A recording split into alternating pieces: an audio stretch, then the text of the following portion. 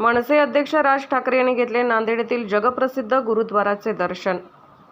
गुरुद्वारा येथे ठाकरे यांनी माथा टेकत घेतले दर्शन। गुरुद्वारा बोर्डतर्फे राज ठाकरे यांचा सत्कार करण्यात आला। यावेळी त्यांच्या सोबत मनसेचे पदाधिकारी उपस्थित होते।